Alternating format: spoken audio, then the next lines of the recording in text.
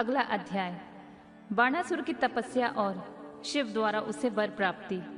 शिव का गणों और पुत्रों सहित उसके नगर में निवास करना। बाण पुत्री उषा का रात के समय स्वप्न में अनिरुद्ध के साथ मिलन। चित्रलेखा द्वारा अनिरुद्ध का द्वारका से अपहरण। बाण का अनिरुद्ध को नागपाश में बांधना। दुर्गा के स्तवन से अनिरुद्ध का बंधन मुक्त होना।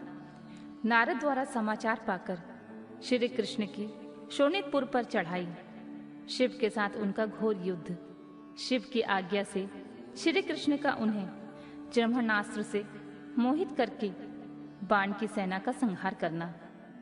व्यास जी बोले, सर्वज्ञ सनत कुमार जी, आपने अनुग्रह करके प्रेम पूर्वक ऐसे अद्भुत और सुंदर कथा सुनाई है जो शंकर जी की कृपा से ओतप्रोत है। अब मुझे शशि मौली के उस उत्तम चरित्र का श्रवण करने की इच्छा है जिसमें उन्होंने प्रसन्न होकर बाणासुर को गणाध्यक्ष पद प्रदान किया था। सनत कुमार जी ने कहा, व्यास जी, परमात्मा शंभु की उस कथा को जिसमें उन्होंने प्रसन्न होकर बाणासुर को गणनायक बनाया था, आदरपूर्वक श्रवण करो। इसी प्रसंग में महाप्रभु शंकर का वह सुंदर चरित्र भी आएगा जिसमें उन्होंने बाणासुर पर अनुग्रह करके श्री कृष्ण के साथ संग्राम किया था। व्यास जी, दक्ष प्रजापति की 13 कन्याएं कश्यप मुनि की पत्नियां थीं। वे सबकी सब पतिव्रता और सुशीला थीं। उनमें दीति सबसे बड़ी थी, जिसके लड़के दैत्य कहलाते हैं। अन्य पत्नियों में भी देवता तथा चराचर सहित समस्त प्राणी पुत्र रूप से उत्पन्न हुए थे। ज्येष्ठ पत्नी दीति के गर्भ से सर्वप्रथम 2 महाबली पुत्र पैदा हुए। उनमें हिरण्यकश्यप ज्येष्ठ था और छोटे भाई का नाम हिरणाक्ष था। हिरण्यकश्यप के 4 पुत्र हुए। उन्हें दैत्य श्रेष्ठों का क्रमशः हाद, अनुहाद, संहाद और प्रहलाद नाम था।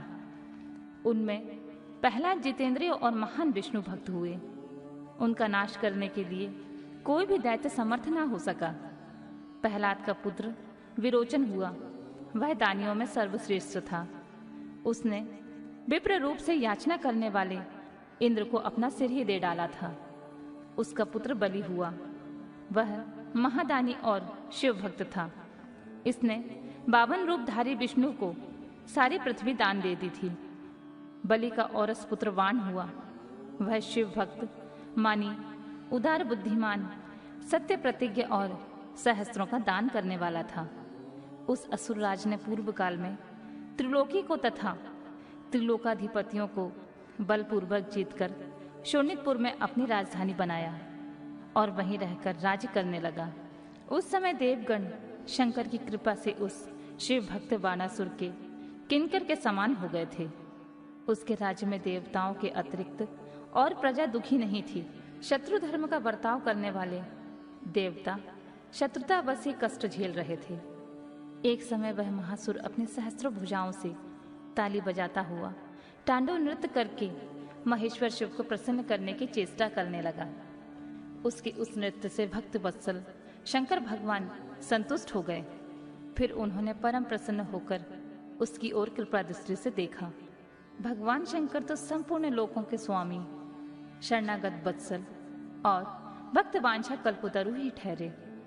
उन्होंने बलिनंदन महासुर बाण को वर देने की इच्छा प्रकट की।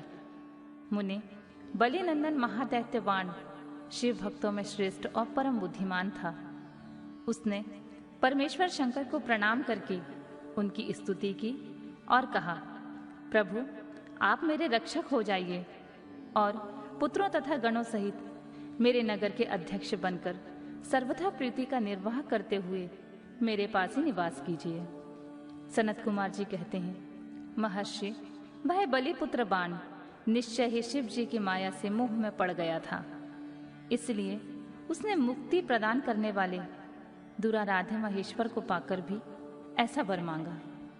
तब ऐश्वर्यशाली भक्त वत्सल शंभु उसे यह वर देकर पुत्रों और गणों के साथ प्रेम पूर्वक वही निवास करने लगे। एक बार बाणासुर को बड़ा गर्व हो गया। उसने तांडव नृत्य करके शंकर को संतुष्ट किया। जब बाणासुर को यह ज्ञात हो गया कि पार्वती वल्लभ शिव प्रसन्न हो गए हैं। तब वह हाथ जोड़कर सिर झुकाए हुए बोला, देवाधिदेव महादेव, आप समस्त देवताओं के शिरोमणि हैं। आपकी ही कृपा से मैं बलि हुआ हूँ। अब आप मेरा उत्तम वचन सुनिए। देव, आपने जो मुझे 1000 भुजाएं प्रदान की हैं, ये तो अब महान भाव स्वरूप लगने लगी हैं, क्योंकि इस त्रिलोकी में मुझे आपके अतिरिक्त अपनी जोड़ का और कोई दूसरा योद्धा ही नहीं मिला। इसलिए वृषध्वज, युद्ध के बिना इन पर्वत सरीखी सहस्त्रों भुजाओं को लेकर मैं क्या करूं? अपनी इन परिपुष्ट भुजाओं की खुजली मिटाने के लिए युद्ध की लालसा से नगरों तथा पर्वतों को चूर्ण करता हुआ दिग्गजों के पास गया, परंतु वे भी भयभीत होकर भाग खड़े हुए। मैंने यम को योद्धा, अग्नि को महान कार्य करने वाला, वरुण को गोयों का पालन करने वाला गोपाल, कुबेर को गजाध्यक्ष, निरुषिति को सैनेन्द्री और इंद्र को जीतकर सदा के लिए करद बना लिया। महेश्वर, अब मुझे किसी ऐसे युद्ध के प्राप्त होने की बात बताइए जिसमें मेरी ये भुजाएं या तो शत्रुओं के हाथों से छूटे हुए शस्त्रास्त्रों से जर्जर होकर गिर जाएं, अथवा हजारों प्रकार से शत्रु की भुजाओं को ही गिराएं। यही मेरी अभिलाषा है, इसे पूर्ण करने की कृपा करें। सनत कुमार जी कहते हैं, मुनि श्रेष्ठ, उसकी बात सुनकर भक्त बाधा भारी तथा महामन्यु स्वरूप रुद्र को बड़ा क्रोध आ गया। तब वे महान अद्भुत अट्टहास करके बोले, अरे अभिमानी, संपूर्ण दैत्यों के कुल में नीच, तुझे सर्वथा धिक्कार है, धिक्कार है। तू बलि का पुत्र और मेरा भक्त है। तेरे लिए ऐसी बात कहना उचित नहीं है। अब तेरा दर्प चूर्ण होगा। तुझे शीघ्र ही मेरे समान बलवान के साथ अकस्मात महान भीषण युद्ध प्राप्त होगा। उस संग्राम में तेरी ये पर्वत सरीखी भुजाएं जलोनी लकड़ी की तरह शस्त्रास्त्रों से छिन्न भिन्न होकर भूमि पर गिरेंगी। दुष्टात्मन, तेरे आयुधगार पर स्थापित तेरा जो ये मनुष्य के सिर वाला मयूर ध्वज फहरा रहा है, इसका जब वायु भय के बिना ही पतन हो जाएगा, तब तू अपने चित्त में समझ लेना कि वह महान भयानक युद्ध आ पहुंचा है। उस समय तू घोर संग्राम का निश्चय करके अपनी सारी सेना के साथ वहां जाना। इस समय तू अपने महल को लौट जा, क्योंकि इसी में तेरा कल्याण है। दुर्मते, वहां तुझे प्रसिद्ध बड़े बड़े उत्पात दिखाई देंगे। यूं कहकर गर्वहारी भक्त वत्सल भगवान शंकर चुप हो गए। सनत कुमार जी कहते हैं, मुने, यह सुनकर वानासुर ने दिव्य पुष्पों की कलियों से अंजलि भरकर रुद्र की अभिअर्चना की और फिर उन महादेव को प्रणाम करके वह अपने घर लौट गया। तदनंतर उस समय देववश उसका वह ध्वज अपने आप टूटकर गिर गया। यह देख बाणासुर हर्षित होकर युद्ध के लिए उद्यत हो गया। वह अपने हृदय में विचार करने लगा कि कौन सा युद्ध प्रेमी योद्धा किस देश से आएगा जो नाना प्रकार के शस्त्रास्त्रों का पारगामी विद्वान होगा। यह मेरे सहस्त्रों भुजाओं को ईंधन की तरह काट डालेगा तथा मैं भी अपने अत्यंत तीखे शस्त्रों से उसके सैकड़ों टुकड़े टुकड़े कर डालूंगा। इसी समय शंकर की प्रेरणा से वह काल आ गया। एक दिन बाणासुर की कन्या ऊषा वैशाख मास में माधव की पूजा करके मांगलिक श्रृंगार से सुसज्जित होकर रात के समय अपने गुप्त अंतःपुर में सो रही थी। उसी समय वह स्त्री भाव प्राप्त हो गई।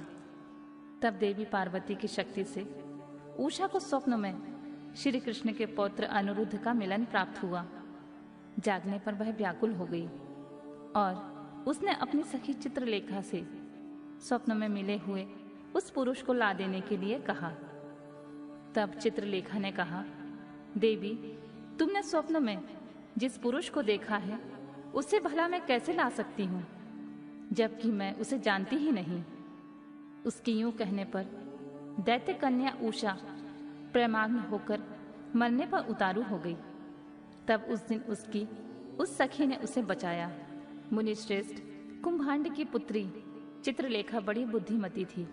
वह बाण तनया उषा से पुनः बोली, सखी, जिस पुरुष ने तुम्हारे मन का अपहरण किया है उसे बताओ तो सही, वह यदि त्रिलोकी में कहीं भी होगा तो मैं उसे लाऊंगी और तुम्हारा कष्ट दूर करूंगी। सनत कुमार जी कहते हैं, महर्षि, यूं कहकर चित्रलेखा ने वस्त्र के पर्दे पर देवताओं, दैत्यों, दानवों, गंधर्वों, सिद्धों, नागों और यक्ष आदि के चित्र अंकित किए। फिर वह मनुष्यों के चित्र बनाने लगी। उसमें वृणिवंशियों का प्रकरण आरंभ होने पर उसने सूर्य, वसुदेव, राम, कृष्ण और नरश्रेष्ठ प्रद्युम्न का चित्र बनाया। फिर जब उसने प्रद्युम्न नंदन अनिरुद्ध का चित्र खींचा तब उसे देखकर उषा लज्जित हो गई। उसका मुख अवनत हो गया और हृदय हर्ष से परिपूर्ण हो गया। उषा ने कहा, सखी, रात में जो मेरे पास आया था और जिसने शीघ्र ही मेरे चित्ररूपी रत्न को चुरा लिया है, वह चोर पुरुष यही है। तदनंतर उषा के अनुरोध पर चित्रलेखा ज्येष्ठ कृष्ण चतुर्दशी को तीसरे पहर द्वारकापुरी में पहुंचकर क्षण मात्र में ही पलंग पर बैठे हुए अनिरुद्ध को महल में से उठा लाई। वह दिव्य योगिनी थी। उषा अपने प्रियतम को पाकर प्रसन्न हो गई। इधर अंतःपुर के द्वार की रक्षा करने वाले बेतधारी पहरेदारों ने चेष्टाओं से तथा अनुमान से इस बात को लक्ष्य कर लिया। उन्होंने एक दिव्य शरीरधारी, दर्शनीय, साहसी तथा समर्प्रिय नवयुवक को कन्या के साथ दुशीलता का आचरण करते हुए भी देख लिया। उसे देखकर कन्या अंतःपुर की रक्षा करने वाले उन महाबली पुरुषों ने बलिपुत्र बाणासुर के पास जाकर सारी बातें निवेदन करते हुए कहा। द्वारपाल बोले, देव, पता नहीं आपके अंतःपुर में बलपूर्वक प्रवेश करके कौन पुरुष छिपा हुआ है। वह इंद्र तो नहीं जो वेश बदलकर आपकी कन्या का उपभोग कर रहा है। महाभाऊ दानवराज, उसे यहाँ देखिए और जैसा उचित समझिए वैसा कीजिए। इसमें हम लोगों का कोई दोष नहीं है। सनत कुमार जी कहते हैं, मुनिश्रेष्ठ, द्वारपालों का वह वचन सुनकर, कन्या के दूषित होने का कथन सुनकर महाबली दानवराज बड़ आश्चर्यचकित हो गए। तदनंतर वह कुपित होकर अंतःपुर में जा पहुंचे। वहां उन्होंने प्रथम अवस्था में वर्तमान दिव्य शरीरधारी अनिरुद्ध को देखा। उसे महान आश्चर्य हुआ। फिर उसने उसका बल देखने के लिए 10,000 सैनिकों को भेजकर आज्ञा दी कि इसे मार डालो। सेना ने अनिरुद्ध पर आक्रमण किया। तब अनिरुद्ध ने बात ही बात में 10,000 सैनिकों को काल के हवाले कर दिया। फिर तो असंख्य सेना पर सेना आने लगी और अनिरुद्ध उन्हें काल का ग्रास बनाने लगे। तदनंतर उन्होंने बाणासुर का वध करने के लिए एक शक्ति हाथ में ली जो कालाग्नि के समान भयंकर थी। फिर उसी से रथ की बैठक में बैठे हुए बाणासुर पर प्रहार किया। उसकी गहरी चोट खाकर वीरबर बाण उसी क्षण घोड़ों सहित वही अंतर्ध्यान हो गया। फिर महावीर बलिपुत्र बाणासुर ने, जो महान बल संपन्न तथा शिव भक्त था, छलपूर्वक नागपाश से अनिरुद्ध को बांध दिया। इस प्रकार उन्हें बांधकर और पिंजरे में कैद करके वह युद्ध से उपराम हो गया। तत्पश्चात बाण कुपित होकर महाबली सूतपुत्र से बोला, सूतपुत्र, घास फूक से ढके हुए अगाध कुएं में ढकेलकर इस पापी को मार डालो। अधिक क्या कहूँ, इसे सर्वथा मार ही डालना चाहिए। सनत कुमार जी कहते हैं, मुने, उसकी यह बात सुनकर उत्तम मणियों में श्रेष्ठ धर्म बुद्धि निशाचर कुम्हांड ने बाणासुर से कहा, देव, थोड़ा विचार तो कीजिए। मेरी समझ से तो यह कर्म करना उचित प्रतीत नहीं होता है, क्योंकि इसके मारे जाने पर भी अपना आत्मा ही आहत हो जाएगा। पराक्रम में तो यह विष्णु के समान दिख रहा है। जान पड़ता है आप पर कुपित होकर चंद्रचूड़ ने अपने उत्तम तेज से इसे और बढ़ा दिया है। साहस में यह शशि मौली की समानता कर रहा है, क्योंकि इस अवस्था को पहुंच जाने पर भी यह पुरुषार्थ पर ही डटा हुआ है। यह ऐसा बली है कि यद्यपि नाग इसे बलपूर्वक डस रहे हैं, तथापि यह हम लोगों को तृणवत ही समझ रहा है। सनत कुमार जी कहते हैं, व्यास जी, दानव कुम्हांड राजनीति के ज्ञाताओं में श्रेष्ठ था। वह बाण से ऐसा कहकर फिर अनिरुद्ध से कहने लगा, नराधम, अब तो वीरवर दैत्यराज की स्तुति कर और दीन वाणी से मैं हार गया, यूं बारंबार कहकर उन्हें हाथ जोड़कर नमस्कार कर। ऐसा करने पर ही तू मुक्त हो सकता है, अन्यथा तुझे बंधन आदि का कष्ट भोगना पड़ेगा। उसकी बात सुनकर अनिरुद्ध उत्तर देते हुए बोले, दुराचारी निशाचर, तुझे क्षत्रिय धर्म का ज्ञान नहीं है।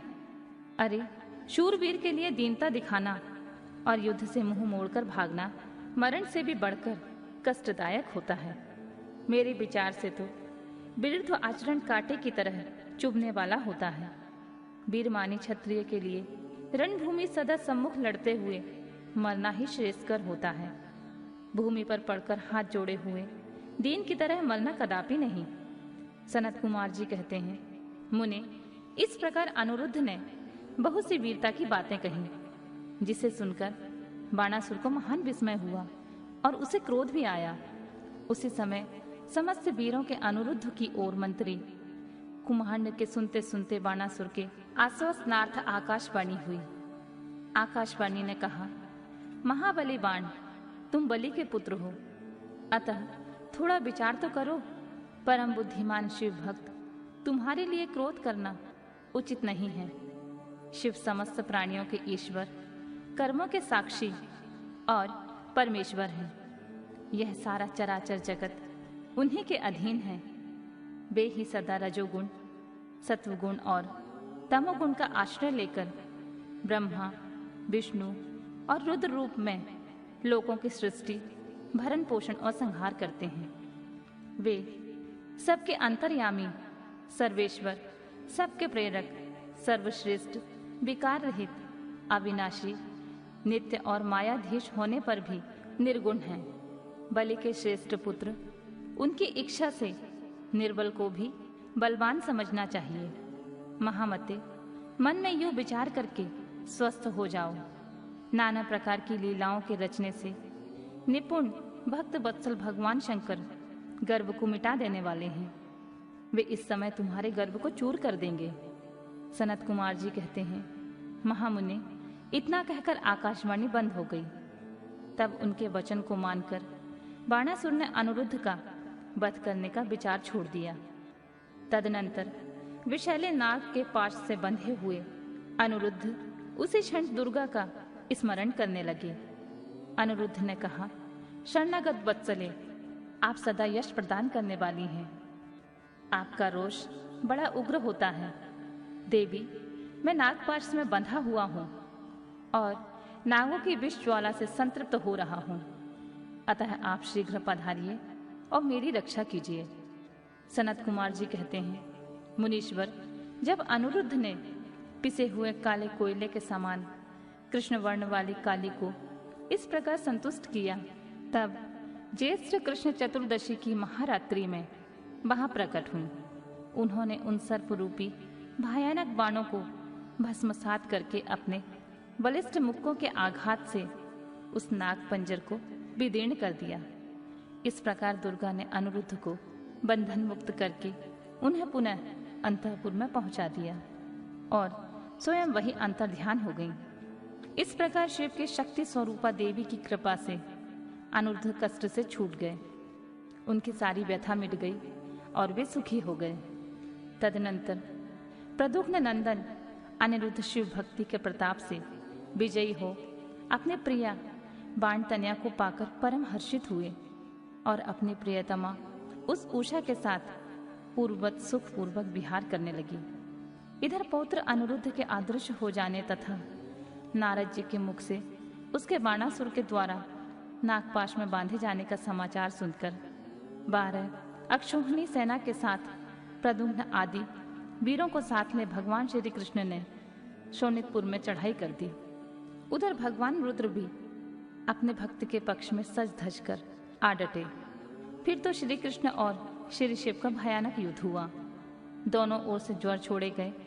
अंत में श्री कृष्ण ने स्वयं श्री रुद्र के पास आकर उनका स्तवन करके कहा, सर्वव्यापी शंकर, आप गुणों से निर्लिप्त होकर भी गुणों से ही गुणों को प्रकाशित करते हैं। गिरिशाई भुवन, आप स्वयं प्रकाश हैं। जिनकी बुद्धि आपकी माया से मोहित हो गई है, वे स्त्री, पुरुष, ग्रह आदि विषयों में आसक्त होकर दुख सागर में डूबते उतराते हैं। जो अचेतेंद्रिय पुरुष प्रारब्धवश इस मनुष्य जन्म को पाकर भी आपके चरणों में प्रेम नहीं करता, वह शोचनीय तथा आत्मवंचक है। भगवान, आप गर्वहारी हैं। आपने ही तो इस गर्वीले बाण को शाप दिया था, अतः आपकी ही आज्ञा से मैं बाणासुर की भुजाओं का छेदन करने के लिए यहाँ आया हूँ। इसलिए महादेव, आप इस युद्ध से निवृत्त हो जाइए। प्रभु, मुझे बाण की भुजाओं को काटने के लिए आज्ञा प्रदान कीजिए, जिससे आपका शाप व्यर्थ न हो। महेश्वर ने कहा, तात, आपने ठीक ही कहा कि मैंने इस दैत्यराज को शाप दिया है और मेरी ही आज्ञा से आप बाणासुर की भुजाएं काटने के लिए यहाँ पधारे हैं। किंतु रामानाथ, हरे, मैं क्या करूं? मैं तो सदा भक्तों के अधीन रहता हूँ। ऐसी दशा में वीर, मेरे देखते बाण की भुजाएं कैसे काटी जा सकती हैं? इसलिए मेरी आज्ञा से आप पहले झमणास्त्र द्वारा मुझे जृंभित कर दीजिए, तत्पश्चात अपना अभीष्ट कार्य संपन्न कीजिए और सुखी होइए। सनत कुमार जी कहते हैं, मुनीश्वर, शंकर जी के यूं कहने पर शांगपणि श्री हरि को महान विस्मय हुआ। वे अपने युद्ध स्थान पर आकर परम आनंदित हुए। व्यास जी तदनंतर नाना प्रकार के अस्त्रों के संचालन में निपुण श्री हरि ने तुरंत ही अपने धनुष पर झमणास्त्र का संघान करके उसे पिनाक मणि शंकर पर छोड़ दिया। इस प्रकार श्री कृष्ण झमणास्त्र द्वारा जृंभित हुए शंकर को मोह में डालकर खड़ग, पद्य और रिष्टि आदि से बाण की सेना का संहार करने लगे।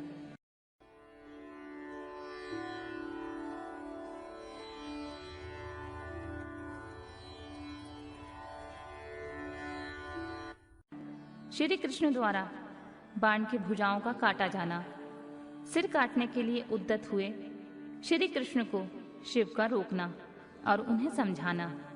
श्री कृष्ण का परिवार सहित द्वारका को लौट जाना। बाण का तांडव नृत्य द्वारा शिव को प्रसन्न करना। शिव द्वारा उसे अन्यान वरदानों के साथ महाकालत्व की प्राप्ति। सनत कुमार जी कहते हैं, महाप्राज्ञ व्यास जी, लोक लीला का अनुसरण करने वाले श्री कृष्ण और शंकर की उस परम अद्भुत कथा को श्रवण करो। तात, जब भगवान रुद्र लीलावश पुत्रों और गणों सहित सो गए, तब दैत्यराज बाण श्री कृष्ण के साथ युद्ध करने के लिए प्रस्थित हुए। उस समय कुम्हांड उसके अश्रों की बागडोर संभाले हुए था। वह नाना प्रकार के शस्त्रास्त्रों से सज्जित था। फिर वह महाबली बलिपुत्र भीषण युद्ध करने लगा। इस प्रकार उन दोनों में चिरकाल तक बड़ा घोर संग्राम होता रहा, क्योंकि विष्णु के अवतार श्री कृष्ण शिव रूप ही तो थे। उधर बलवान बाणासुर उत्तम शिव भक्त था। मुनीश्वर, तदनंतर वीर्यवान श्री कृष्ण, जिन्हें शिव की आज्ञा से बल प्राप्त हो चुका था, चिरकाल तक बाण के साथ युद्ध यू करते अत्यंत कुपित हो उठे। तब शत्रु वीरों का संहार करने वाले भगवान श्री कृष्ण ने शंभु के आदेश से शीघ्र ही सुदर्शन चक्र द्वारा बाण की बहुत सी भुजाओं को काट डाला। अंत में उसकी अत्यंत सुंदर 4 भुजाएं ही अवशेष रह गईं और शंकर की कृपा से शीघ्र ही उसकी व्यथा भी मिट गई। जब बाण की स्मृति लुप्त हो गई और वीर भाव को प्राप्त हुए श्री कृष्ण उसका सिर काट लेने के लिए उद्यत हुए, तब शंकर जी मोह निद्रा को त्याग कर उठ खड़े हुए और बोले, देवकी नंदन, अब तो सदा से मेरी आज्ञा का पालन करते आए हैं। भगवान, मैंने आपको पहले जिस काम के लिए आज्ञा दी थी वह तो आपने पूरा कर दिया। अब बाण का सिर छेदन मत कीजिए और सुदर्शन चक्र को लौटा लीजिए। मेरी आज्ञा से यह चक्र सदा मेरे भक्तों पर अमोद रहा है। गोविंद, पहले मैंने आपको युद्ध में अनिवार्य चक्र और जय प्रदान की थी। अब आप इस युद्ध से निवृत्त हो जाइए। लक्ष्मी, पूर्व काल में भी तो आपने मेरी आज्ञा के बिना दधीच, बीरबल, रावण और तारकाक्ष आदि के पुरों पर चक्र का प्रयोग नहीं किया था। जनार्दन, अपने योगेश्वर साक्षात परमात्मा और संपूर्ण प्राणियों के हित की रत में रहने वाले हैं। आप स्वयं ही अपने मन में विचार कीजिए मैंने इसे वर दे रखा है कि तुझे मृत्यु का भय नहीं होगा। मेरा वह वचन सदा सत्य होना चाहिए। मैं आप पर प्रसन्न हूँ। अरे, बहुत दिनों पूर्व यह गर्व से भरकर उन्मत्त हो उठा और अपने आप को भूल गया था। तब अपनी भुजाएं खुजलाता हुआ मेरे पास पहुंचा और बोला, मेरे साथ युद्ध कीजिए। तब मैंने इसे शाप देते हुए कहा, थोड़े ही समय में तेरी भुजाओं का छेदन करने वाला आएगा, तब तेरा सारा गर्व गल जाएगा। बाण की ओर देखकर कहा, मेरी ही आज्ञा से तेरी भुजाओं को काटने वाले ये श्री हरि आए हैं। फिर श्री कृष्ण से आप युद्ध बंद कर दीजिए और वरवधु को साथ लेकर अपने घर लौट जाइए। यूं कहकर महेश्वर ने उन दोनों में मित्रता करा दी और उनकी आज्ञा ले वे पुत्रों और गणों के साथ अपने निवास स्थान को चले गए।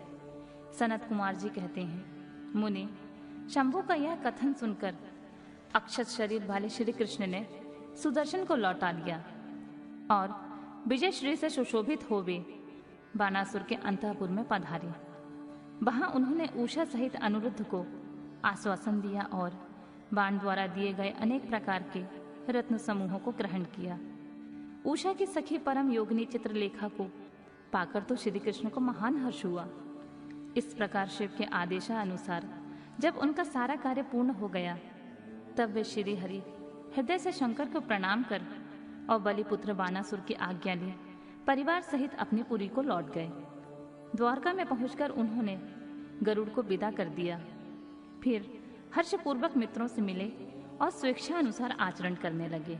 इधर नंदीश्वर ने बाणासुर को समझाकर यह कहा, भक्त शार्दुल, तुम बारंबार शिव जी का स्मरण करो। वे भक्तों पर अनुकंपा करने वाले हैं। अतः उन आदि गुरु शंकर में मन समाहित करके नित्य उनका महोत्सव करो। तब द्वेष रहित हुआ महामनस्वी बाण नंदी के कहने से धैर्य धारण करके तुरंत ही शिवा स्थान को गया। वहां पहुंचकर उसने नाना प्रकार के स्तोत्रों द्वारा शिव जी की स्तुति की और उन्हें प्रणाम किया। फिर वह पादों से ठुमकी लगाते हुए और हाथों को घुमाते हुए नाना प्रकार के आलीढ़ और प्रत्यलीढ़ आदि प्रमुख स्थानकों द्वारा सुशोभित नृत्यों में प्रधान तांडव नृत्य करने लगा। उस समय वह हजारों प्रकार से मुख द्वारा बाजा बजा रहा था और बीच बीच में भौं को मटकाकर तथा सिर को कंपाकर सहस्त्रों प्रकार के भाव भी प्रकट करता जाता था। इस प्रकार नृत्य में मस्त हुए महाभक्त बाणासुर ने महान नृत्य करके नतमस्तक हो त्रिशूलधारी चंद्रशेखर भगवान रुद्र को प्रसन्न कर लिया। वह नाच गाने के प्रेमी भक्त वत्सल भगवान हर्षित होकर बाण से बोले। रुद्र ने कहा, बलिपुत्र प्यारे बाण, तेरे नृत्य से मैं संतुष्ट हो गया हूं। अतः दैत्येंद्र, तेरे मन में जो अभिलाषा हो उसके अनुरूप वर मांग ले। सनत कुमार जी कहते हैं, मुने, शंभु की बात सुनकर दैत्यराज बाण ने इस प्रकार वर मांगा, मेरे घाव भर जाएं, बाहु युद्ध की क्षमता बनी रहे, मुझे अक्षय गणनायकत्व की प्राप्त हो, शोणितपुर में उषा पुत्र अर्थात मेरे दोहित्र का राज्य हो, देवताओं से तथा विशेष करके विष्णु से मेरा वैरभाव मिट जाए, मुझ में रजोगुण और तमोगुण से युक्त दूषित दैत्य भाव का पुनः उदय न हो, मुझ में सदा निर्विकार शंभु की भक्ति बनी रहे और शिव भक्तों पर मेरा स्नेह और समस्त प्राणियों पर दया भाव रहे। यूं शंभु से वरदान मांगकर बलिपुत्र महासुर बाण अंजलि बांधे रुद्र की स्तुति करने लगा और उस समय उसके नेत्रों में प्रेम के आंसू छलक आए। तदनंतर जिसके सारे अंग प्रेम से प्रफुल्लित हो उठे थे, वह बलि नंदन बाणासुर महेश्वर को प्रणाम करके मौन हो गया। अपने भक्त बाण की प्रार्थना सुनकर भगवान शंकर, तुझे सब कुछ प्राप्त हो जाएगा, यूं कहकर वहीं से अंतर्ध्यान हो गए। तब शंभु की कृपा से महाकालत्व को प्राप्त हुआ। रुद्र का अनुचर बाण परमानंद में निमग्न हो गया।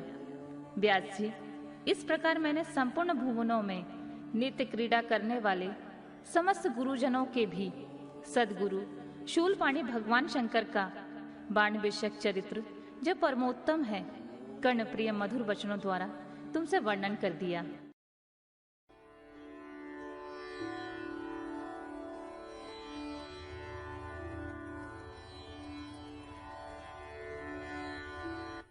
गजासुर की तपस्या, वर प्राप्ति और उसका अत्याचार, शिव द्वारा उसका वध, उसकी प्रार्थना से शिव का उसका चर्म धारण करना और कृतिवासा नाम से विख्यात होना तथा कृतिवासेश्वर लिंग की स्थापना करना। सनत कुमार जी कहते हैं, व्यास जी, अब परम प्रेम पूर्वक शशिमौली शिव के उस चरित्र का श्रवण करो जिसमें उन्होंने त्रिशूल द्वारा दानवराज गजासुर का वध किया था। गजासुर महिषासुर का पुत्र था। जब उसने सुना कि देवताओं से प्रेरित होकर देवी ने मेरे पिता को मार दिया था, तब उसका बदला लेने की भावना से उसने घोर तप किया। उसके तप की ज्वाला से सब जलने लगे। देवताओं ने जाकर ब्रह्मा जी से अपना दुख कहा। तब ब्रह्मा जी ने उसके सामने प्रकट होकर उसके प्रार्थना अनुसार उसे वरदान दे दिया कि वह काम के वश होने वाले किसी भी स्त्री या पुरुषों से नहीं मरेगा, महाबली और सबसे अजेय होगा। वर पाकर वह गर्व से भर गया। सब दिशाओं तथा सब लोकपालों के स्थानों पर उसने अधिकार कर लिया। अंत में भगवान शंकर की राजधानी आनंदवन काशी में जाकर वह सबको सताने लगा। देवताओं ने भगवान शंकर से प्रार्थना की। शंकर काम विजयी हैं ही। उन्होंने घोर युद्ध में उसे हराकर त्रिशूल में पिरो लिया। तब उसने भगवान शंकर का स्तवन किया। शंकर ने उस पर प्रसन्न हो इच्छित वर मांगने को कहा। तब गजासुर ने कहा, दिगंबर स्वरूप महेशान, यदि आप मुझ पर प्रसन्न हैं तो अपने त्रिशूल की अग्नि से पवित्र हुए मेरे इस चर्म को आप सदा धारण किए रहें। विभो, मैं पुण्य गंधों की निधि हूँ, इसलिए मेरा यह चर्म चिरकाल तक उग्र तपस्वी अग्नि की ज्वाला में पड़कर भी दग्ध नहीं हुआ है। दिगंबर, यदि मेरा यह चर्म पुण्यवान ना होता तो रणांगण में इसे आपके अंगों का संग कैसे प्राप्त होता। शंकर, यदि आप संतुष्ट हैं तो मुझे एक दूसरा वर और दे दीजिए। वह यह कि आज से आपका नाम कृतिवासा विख्यात हो जाए। सनत कुमार जी कहते हैं, मुने, गजासुर की बात सुनकर भक्त वत्सल शंकर ने परम प्रसन्नता पूर्वक महिषासुर नंदन गज से कहा, तथास्तु, ऐसा ही होगा। तदनंतर प्रसन्न आत्मा भक्त प्रिय महेशान उस दानवराज गज से, जिसका मन भक्ति के कारण निर्मल हो गया था, पुनः बोले। ईश्वर ने कहा, दानवराज, तेरा यह पावन शरीर मेरे इस मुक्ति साधक क्षेत्र काशी में मेरे लिंग के रूप में स्थित हो जाए।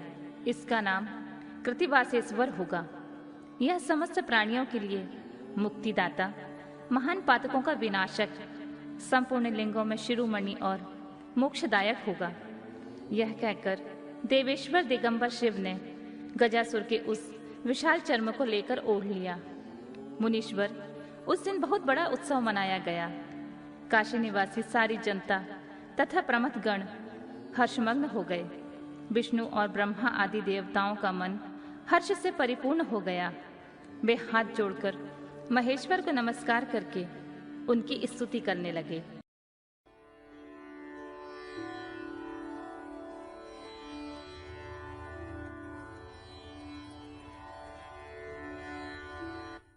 दुधुम्बी निहाद्र नामक दैत्य का व्याघ्र रूप से शिव भक्त पर आक्रमण करने का विचार और शिव द्वारा उसका वध।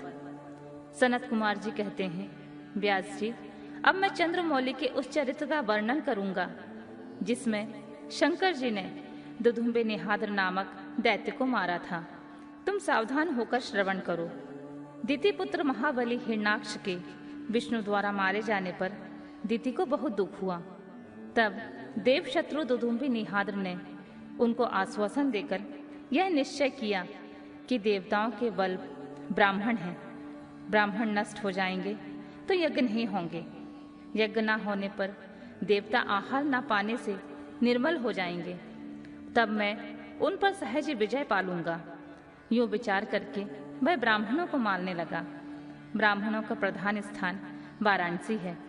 यह सोचकर वह काशी पहुंचा और वन में वनचर बनकर समिधा लेते हुए जल से जलचर बनकर स्नान करते हुए और रात में व्याघ्र बनकर सोते हुए ब्राह्मणों को खाने लगा।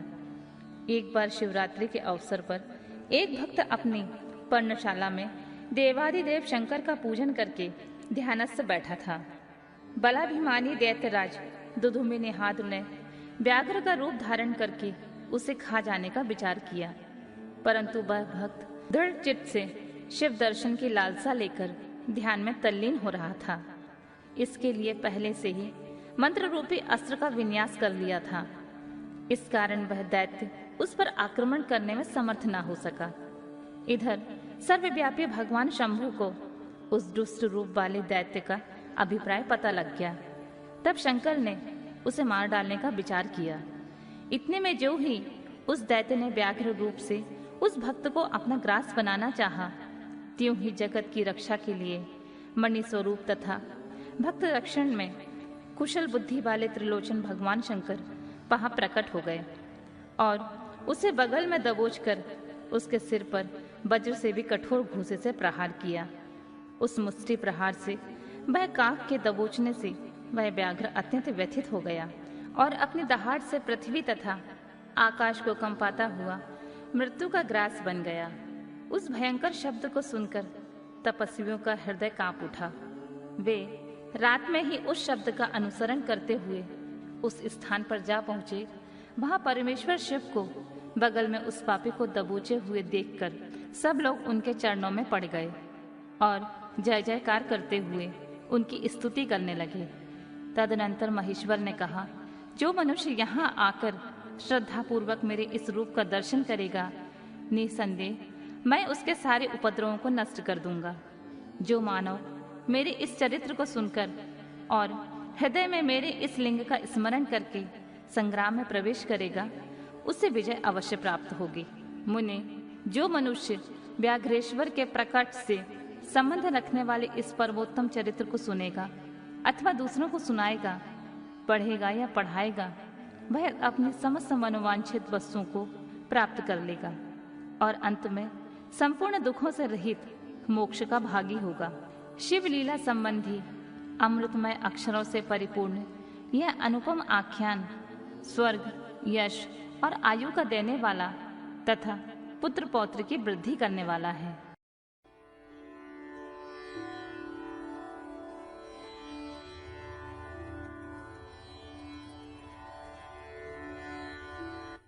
विदल और उत्पल नामक दैत्यों का पार्वती पर मोहित होना और पार्वती का कंदुक प्रहार द्वारा उनका काम तमाम करना। कंदुकेश्वर की स्थापना और उनकी महिमा। सनत कुमार जी कहते हैं, व्यास जी, जिस प्रकार परमेश्वर शिव ने संकेत से दैत्य को लक्ष्य कराकर अपने प्रिया द्वारा उसका वध कराया था, उनके उस चरित्र को तुम परम प्रेम पूर्वक श्रवण करो। विदल और उत्पल नामक दो महादैत्य थे। उन्होंने ब्रह्मा जी से किसी पुरुष के हाथ से ना मरने का वर प्राप्त करके सब देवताओं को जीत लिया था। तब देवताओं ने ब्रह्मा जी के पास जाकर अपना दुख सुनाया। उनकी कष्ट कहानी सुनकर ब्रह्मा जी ने उनसे कहा, तुम लोग शिवा सहित शिव का आदर पूर्वक स्मरण करके धैर्य धारण करो। वे दोनों दैत्य निश्चय ही देवी के हाथों मारे जाएंगे। शिवा सहित शिव परमेश्वर कल्याणकर्ता और भक्त वत्सल हैं। वे शीघ्र ही तुम लोगों का कल्याण करेंगे। सनत कुमार जी कहते हैं, मुने, देवों से यूं कहकर ब्रह्मा जी शिव का स्मरण करते हुए मौन हो गए। तब देवगण भी आनंदित होकर अपने अपने धाम को लौट गए। एक समय नारद जी के द्वारा पार्वती जी के सौंदर्य की प्रशंसा सुनकर वे दोनों दैत्य उनका अपहरण करने की बात सोचने लगे और पार्वती जी का जहां गेंद उछाल रही थी वहीं वे जाकर आकाश में विचरने लगे। वे दोनों घोर दुराचारी थे। उनका मन अत्यंत चंचल हो रहा था।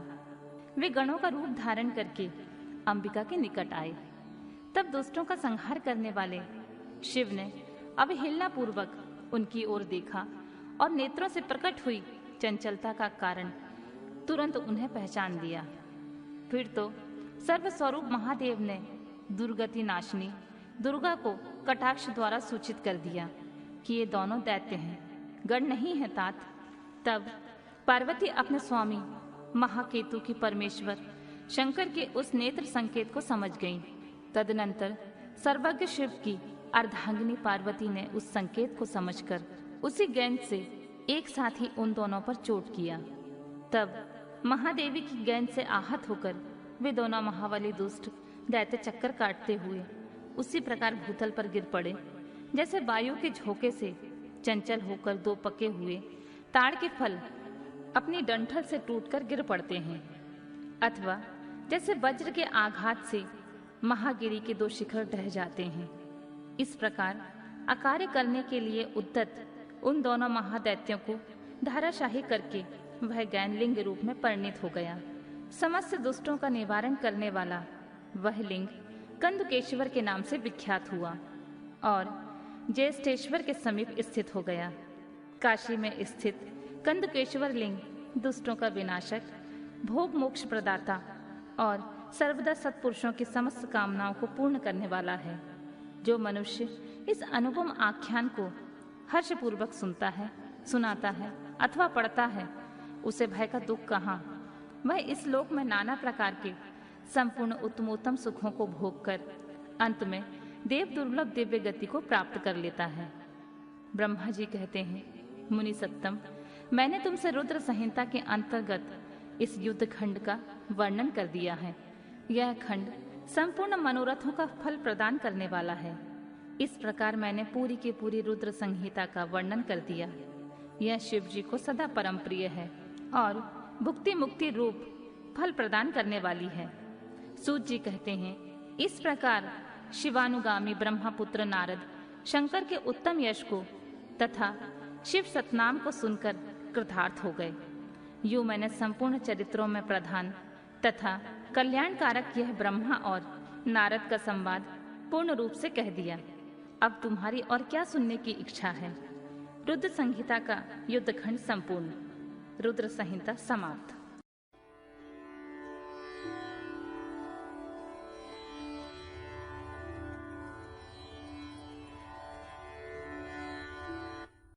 शतरुद्र संहिता शिव जी के सद्योजात वामदेव, तत्पुरुष, अघोर और ईशान नामक 5 अवतारों का वर्णन। जो परमानंदमय हैं, जिनकी लीलाएं अनंत हैं, जो ईश्वरों के भी ईश्वर, सर्वव्यापक, महान, गौरी के प्रियतम तथा स्वामी कार्तिकेय और विघ्नराज गणेश को उत्पन्न करने वाले हैं, उन आदिदेव शंकर की मैं वंदना करता हूँ। शौनक जी ने कहा, महाभाग सूत जी, आप तो पुराण कर्ता व्यास जी के शिष्य तथा ज्ञान और दया की निधि हैं। अतः अब आप शंभु के उन अवतारों का वर्णन कीजिए जिनके द्वारा उन्होंने सत्पुरुषों का कल्याण किया है। सूत जी बोले, शौनक जी, आप तो मननशील व्यक्ति हैं, अतः अब मैं आपसे शिव जी के उन अवतारों का वर्णन करता हूँ। आप अपनी इंद्रियों को वश में करके भक्ति पूर्वक मन लगाकर श्रवण कीजिए। मुने, पूर्व काल में सनत कुमार जी ने नंदीश्वर से जो सत्पुरुषों की गति और शिव स्वरूप ही हैं, यही प्रश्न किया था। उस समय नंदीश्वर ने शिव जी का स्मरण करते हुए उन्हें यूं उत्तर दिया था। नंदीश्वर ने कहा, मुने, यूं तो सर्वव्यापी सर्वेश्वर शिव के कल्प कल्पांतरों में असंख्य अवतार हुए हैं, तथापि इस समय मैं अपनी बुद्धि के अनुसार उनमें से कुछ का वर्णन करता हूँ। 29वां कल्प जो श्वेत रोलित नाम से विख्यात है, उसमें शिव जी का सद्योजात नामक अवतार हुआ था। वह उनका प्रथम अवतार कहलाता है। उस समय कल्प में ब्रह्मा पर ब्रह्मा का ध्यान कर रहे थे। उसी समय एक श्वेत और लोहित वर्ण वाला शिखाधारी कुमार उत्पन्न हुआ। उसे देखकर ब्रह्मा ने मन ही मन विचार किया। जब उन्हें यह ज्ञात हो गया कि यह पुरुष ब्रह्म रूपी परमेश्वर हैं, तब उन्होंने अंजलि बांधकर उसकी वंदना की। फिर जब भुवनेश्वर ब्रह्मा को पता लग गया कि यह सद्योजात कुमार शिव ही हैं, तब उन्हें महान हर्ष हुआ। वे अपनी सद्बुद्धि से बारंबार उस पर ब्रह्मा का चिंतन करने लगे। ब्रह्मा जी ध्यान ही कर रहे थे कि वहां श्वेत वर्ण वाले 4 यशस्वी कुमार प्रकट हुए। वे परमोत्कृष्ट ज्ञान संपन्न तथा पर ब्रह्मा के स्वरूप थे। उनके नाम थे सुनंदन, नंदन, विश्वनंदन और उपनंदन। ये सब के सब महात्मा थे और ब्रह्मा जी के शिष्य हुए। इनमें वह ब्रह्मलोक व्याप्त हो गया। तदनंतर सद्योजात रूप से प्रकट हुए परमेश्वर शिव ने परम प्रसन्न होकर ब्रह्मा को ज्ञान तथा सृष्टि रचना की शक्ति प्रदान की। यह सद्योजात नामक पहला अवतार हुआ।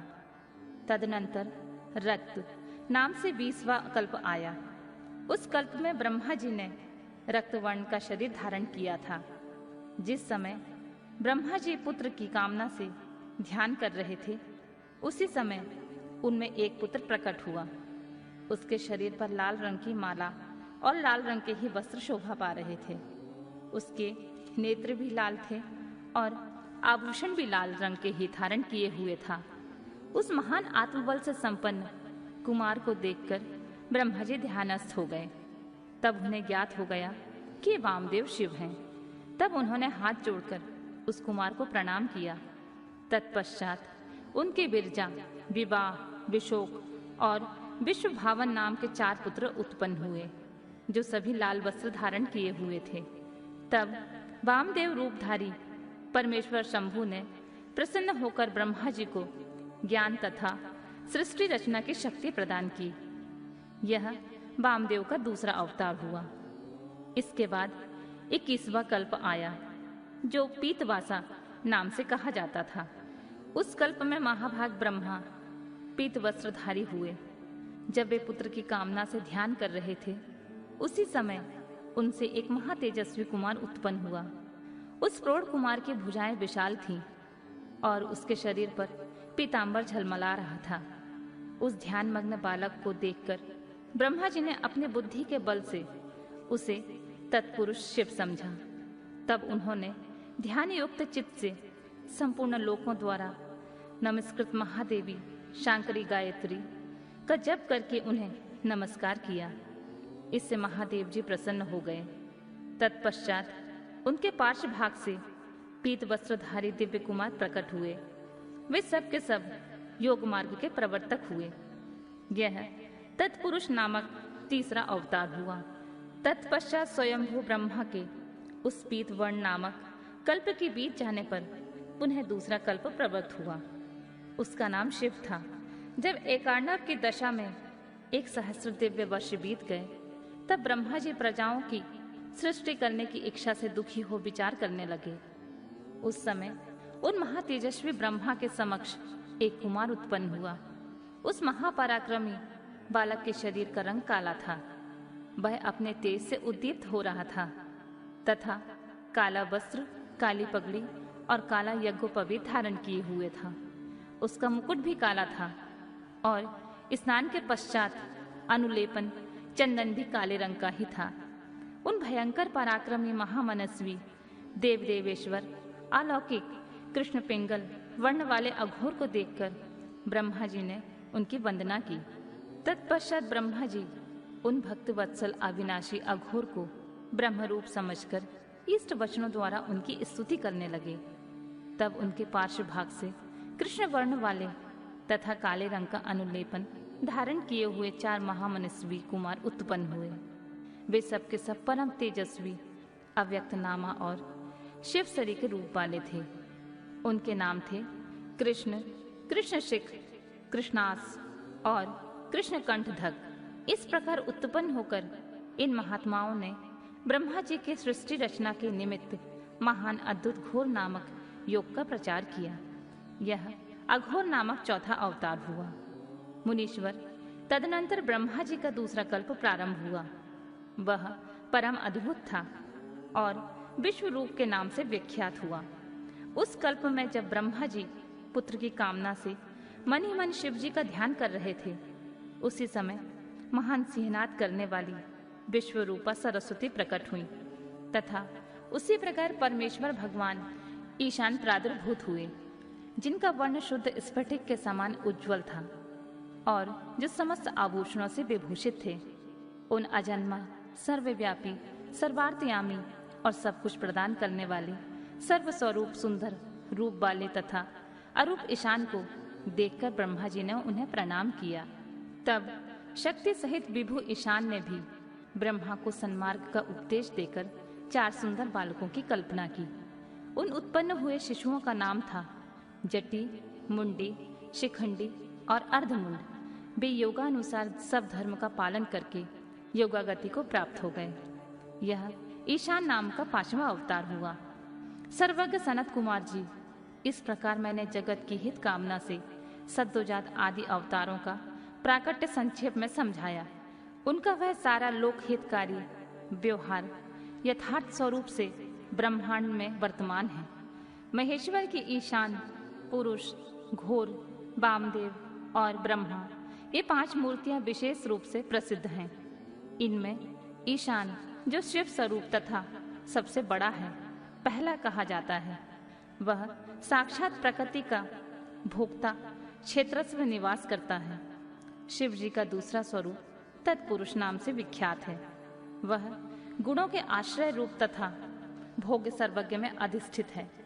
पिनाकधारी शिव जी का जो अघोर नामक तीसरा स्वरूप है, वह धर्म के लिए अंगों सहित बुद्धि तत्व का विस्तार करके अंदर विराजमान रहता है। वामदेव नाम वाला शंकर का चौथा स्वरूप अहंकार का अधिष्ठान है। वह सदा अनेकों प्रकार के कार्य करता रहता है। विचारशील बुद्धिमानों का कथन है कि शंकर का ईशान संज्ञक स्वरूप सदा कर्ण, वाणी और सर्वव्यापी आकाश का अधीश्वर है तथा महेश्वर का पुरुष नामक रूप त्वक, पाणी और स्पर्श गुण विशिष्ट वायु का स्वामी है। मनीषीगण अघोर नाम वाले रूप को शरीर, रस, रूप और अग्नि का अधिष्ठान बतलाते हैं। शंकर जी का वामदेव संज्ञक स्वरूप रसना, वायु, रस और जल का स्वामी कहा जाता है। प्राण, उपस्थ, गंध और पृथ्वी का ईश्वर शिव जी का सद्योजात नामक रूप बताया जाता है। कल्याणकामी मनुष्यों को शंकर जी के इन स्वरूपों की सदा प्रयत्न पूर्वक वंदना करनी चाहिए, क्योंकि ये श्रेय प्राप्ति का एकमात्र हेतु है। जो मनुष्य इन सद्योजात आदि अवतारों के प्राकट्य को पढ़ता है अथवा सुनता है, वह जगत में समस्त काम्य भोगों का उपभोग करके अंत में परम गति को प्राप्त होता है।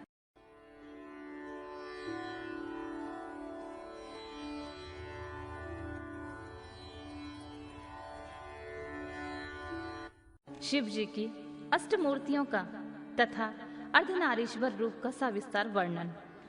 नंदीश्वर कहते हैं, ऐश्वर्यशाली मुने, तुम तो महेश्वर के उन श्रेष्ठ अवतारों का वर्णन श्रवण करो, जो लोकों में सबके संपूर्ण कार्यों को पूर्ण करने वाले अतएव सुखदाता हैं। तात, यह जगत में उन परमेश्वर शंभु की 8 मूर्तियों का स्वरूप ही है। जैसे सूत में मणियां पिरोई रहती हैं, उसी तरह यह विश्व उन अष्टमूर्तियों में व्याप्त होकर स्थित है। वे प्रसिद्ध 8 मूर्तियां ये हैं: शर्व, भव, रुद्र, उग्र, भीम, पशुपति, ईशान और महादेव। शिव जी की इन सर्व आदि अष्टमूर्तियों द्वारा पृथ्वी, जल, अग्नि, वायु, आकाश, क्षेत्रज्ञ, सूर्य और चंद्रमा अधिष्ठित हैं। शास्त्र का ऐसा निश्चय है कि कल्याणकर्ता महेश्वर का विशंबरात्मक रूप ही चराचर विश्व को धारण किए हुए है।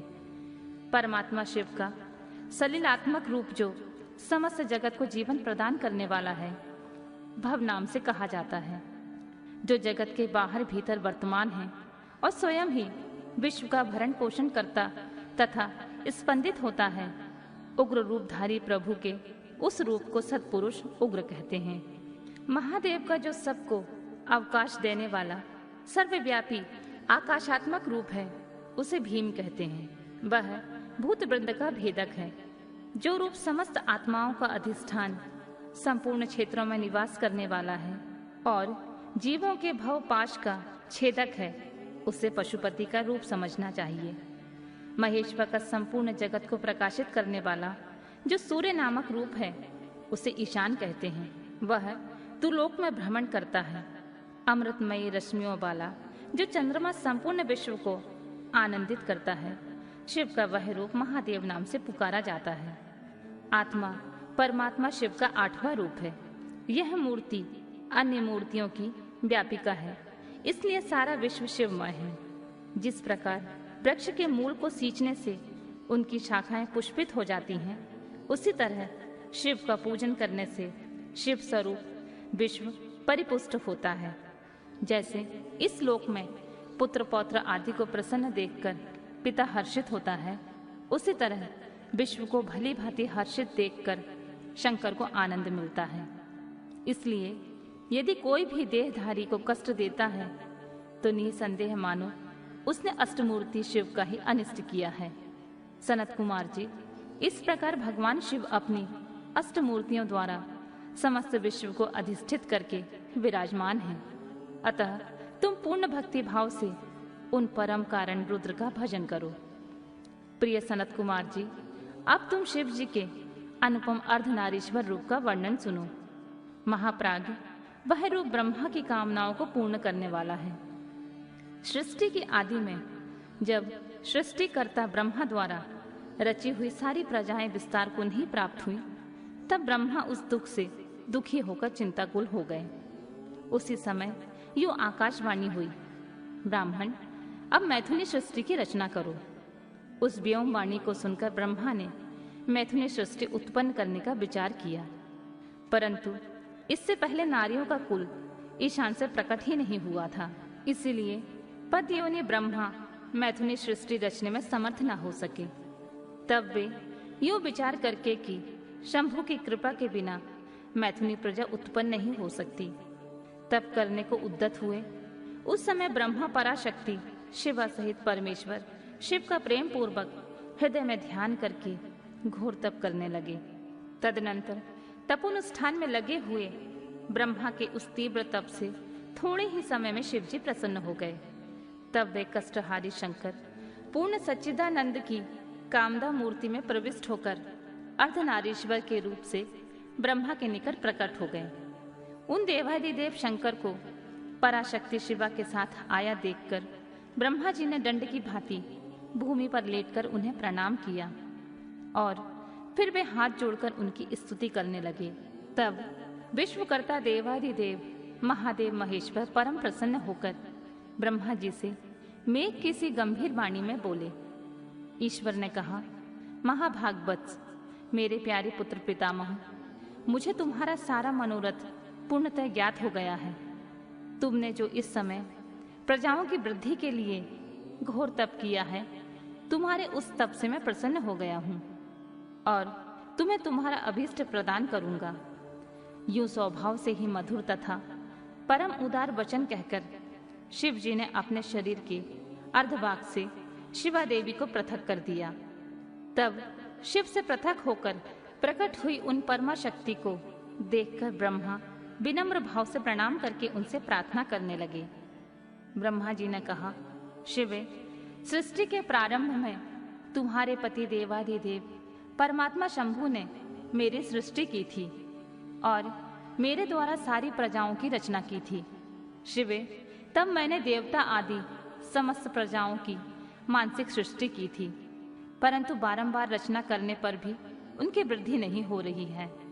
अतः अब मैं स्त्री पुरुष के समागम से उत्पन्न होने वाली सृष्टि का निर्माण करके अपनी सारी प्रजाओं की वृद्धि करना चाहता हूँ, किंतु अभी तक तुमसे अक्षय नारी कुल का प्राकट्य नहीं हुआ है। इस कारण नारी कुल की सृष्टि करना मेरी शक्ति के बाहर है। चूंकि सारी शक्तियों का उद्गम स्थान तुम ही हो, इसलिए मैं तुम अखिलेश्वरी परमा शक्ति से प्रार्थना करता हूँ। शिवे, मैं तुम्हें नमस्कार करता हूँ। तुम मुझे नारी कुल की सृष्टि करने के लिए शक्ति प्रदान करो, क्योंकि शिव प्रिय, इसी को तुम चराचर जगत की उत्पत्ति का कारण समझो। वरदेश्वरी, मैं तुमसे एक और वर की याचना करता हूँ। जगत माते, कृपा करके उसे भी मुझे दीजिए। मैं तुम्हारे चरणों में नमस्कार करता हूँ। वह वर यह है, सर्वव्यापिनी जगत जननी, तुम चराचर जगत की वृद्धि के लिए अपने एक सर्वसमर्थ रूप से मेरे पुत्र दक्ष की पुत्री हो जाओ। ब्रह्मा द्वारा यूं याचना किए जाने पर परमेश्वरी देवी शिवा ने तथास्तु ऐसा ही कहकर वह शक्ति ब्रह्मा को प्रदान कर दी। सुंदरा जगत जननी शिव शक्ति शिवा देवी ने अपनी भुवों के मध्य भाग से ही अपने ही समान प्रभावशाली एक शक्ति की रचना की। उस शक्ति को देखकर देवश्रेष्ठ भगवान शंकर, जो लीलाकारी, कष्टहारी और कृपा के सागर हैं, हंसते हुए जगदम्बिका से बोले।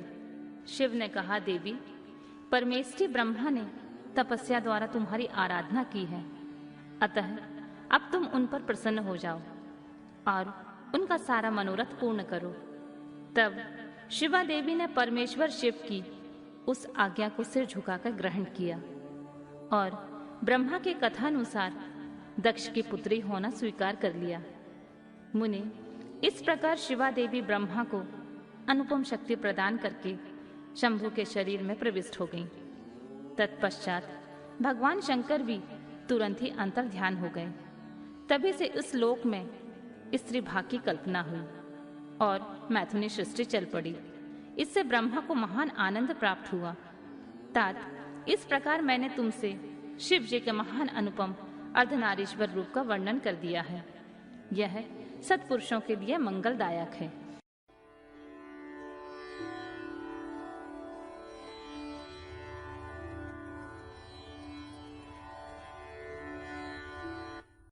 बराह कल्प में होने वाले शिव जी के प्रथम अवतार से लेकर नवम ऋषभ अवतार तक का वर्णन। नंदीश्वर कहते हैं, सर्वज्ञ सनत कुमार जी, एक बार रुद्र ने हर्षित होकर ब्रह्मा जी से शंकर जी के चरित्र का प्रेम पूर्वक वर्णन किया था।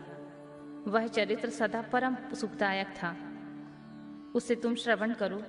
वह चरित्र इस प्रकार है। शिव जी ने कहा, ब्राह्मण, बराह कल्प के 7वें मनवंतर में संपूर्ण लोकों को प्रकाशित करने वाले भगवान कल्पेश्वर, जो तुम्हारे प्रपौत्र हैं, वैवस्वत मनु के पुत्र होंगे। तब उस मनवंतर की चतुर्योगियों के किसी द्वापर युग में मैं लोकों पर अनुग्रह करने तथा ब्राह्मणों के हित के लिए प्रकट होऊंगा। ब्राह्मण युग प्रवृत्तियों के अनुसार उस प्रथम चतुर्योगी के प्रथम द्वापर युग में जब प्रभु स्वयं ही व्यास होंगे, तब मैं उस कलियुग के अंत में ब्राह्मणों के यथार्थ शिवा शक्ति श्वेत नामक महामुनि होकर प्रकट होऊंगा। उस समय हिमालय के रमणीय शिखर छागल नामक पर्वत श्रेष्ठ पर मेरे शिखाधारी 4 शिष्य उत्पन्न होंगे। उनके नाम होंगे श्वेत, श्वेत सिख, श्वेताश्व और श्वेत लोहित। वे चारों ध्यान योग के आश्रम से मेरे नगर में जाएंगे। वहां वे मुझे अविनाशी को तत्वतः जानकर मेरे भक्त हो जाएंगे तथा जन्म, जरा और मृत्यु से रहित होकर पर ब्रह्मा की समाधि में लीन रहेंगे। वत्स पितामह, उस समय मनुष्य ध्यान के अतिरिक्त दान, धर्म आदि कर्म हेतु तक का साधनों द्वारा मेरा दर्शन नहीं पा सकेंगे। दूसरे द्वापर में प्रजापति सत्यव्यास होंगे। उस समय मैं कलयुग में सुतार नाम से उत्पन्न होऊंगा। वहां भी मेरे दुंदुभी, शतरूप, हर्षिक तथा केतुमान नामक 4 वेदवादी द्विज शिष्य होंगे। वे चारों ध्यानी योग के बल से मेरे नगर को जाएंगे और मुझ अविनाशी को तत्वतः जानकर मुक्त हो जाएंगे। तीसरे द्वापर में जब भार्गव नामक व्यास होंगे, तब मैं भी नगर के निकट ही दमन नाम से प्रकट होऊंगा। उस समय भी मेरे विशोक, विशेष, विपाप और पापनाशन नामक 4 पुत्र होंगे। चतुरानन, उस अवतार में भी मैं शिष्यों को साथ लेकर व्यास की सहायता करूंगा और कलयुग में निवृत्ति मार्ग को सुदृढ़ बनाऊंगा। चौथे द्वापर में जब अंगिरा व्यास कहे जाएंगे, उस समय मैं सुहोत्र नाम से अवतार लूंगा। उस समय भी मेरे 4 योग साधक महात्मा पुत्र होंगे। ब्राह्मण, उनके नाम होंगे समुख, दुर्मुख, दुर्दुम और दुरितिक्रम। उस अवसर पर भी इन शिष्यों के साथ में व्यास जी की सहायता में लगा रहूंगा। 5वें द्वापर में सरिता व्यास नाम से कहे जाएंगे। तब मैं कंक नामक महातपस्वी योगी होऊंगा। ब्राह्मण, वहां भी मेरे 4 योग साधक महात्मा पुत्र होंगे। उनके नाम बतलाता हूँ, सुनो। सनक, सनातन, प्रभावशाली सनंदन और सर्वव्यापक निर्मल और अहंकार रहित सनत कुमार। उस समय भी कंक नामधारी मैं सविता नामक व्यास का सहायक बनूंगा और निवृत्ति मार्ग को बढ़ाऊंगा। पुनः छठे द्वापर में प्रवृत्त होने पर जब मृत्यु लोक कारक व्यास होंगे और वेदों का विभाजन करेंगे, उस समय भी मैं व्यास की सहायता के लिए लोकाक्षी नाम से प्रकट होऊंगा और निवृत्ति पथ की उन्नति करूंगा। वहां भी मेरे 4 दृढ़व्रती शिष्य होंगे। उनके नाम होंगे सुधामा, बिरजा, संजय और विजय। विधे 7वें द्वापर के आरंभ में जब सतक्रतु नामक व्यास होंगे, उस समय भी मैं योग मार्ग में परम निपुण जैगेशभ्य नाम से प्रकट होऊंगा और काशीपुरी में गुफा के अंदर दिव्य देश में कुशासन पर बैठकर योग को सुदृढ़ बनाऊंगा और शतक्रतु नामक व्यास जी की सहायता और संसार भय से भक्तों का उद्धार करूंगा। उस समय युग में भी मेरे शाश्वत योगेश, मेघवाह और सुवाहन नामक 4 पुत्र होंगे। 8वें द्वापर के आने पर मुनिवर वशिष्ठ वेदों का विभाजन करने वाले वेद व्यास होंगे। योगी वित्तम, उस युग में भी मैं दधि वाहन नाम से अवतार लूंगा और व्यास जी की सहायता करूंगा। उस समय कपिल, आसुरी, पंचशिख और शावल्य नाम वाले मेरे 4 योगी पुत्र उत्पन्न होंगे, जो मेरे ही समान होंगे। ब्रह्मा, नवी चतुर्युगी के द्वापर युग में मुनि श्रेष्ठ सारस्वत नामक व्यास प्रसिद्ध होंगे।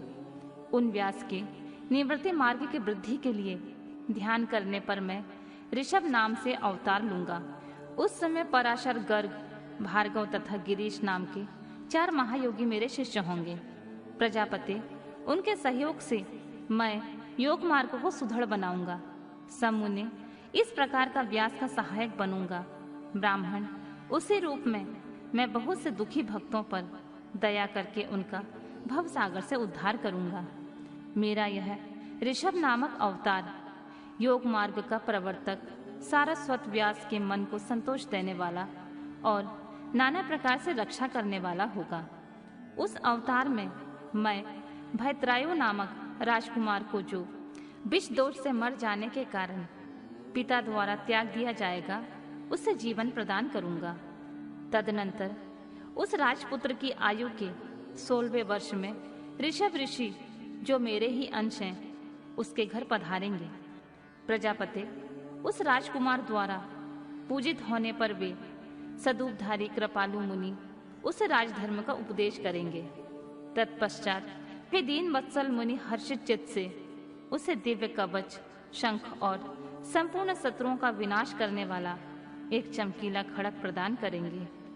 फिर कृपा पूर्वक उसके शरीर पर भस्म लगाकर उसे 12,000 हाथियों का बल भी देंगे।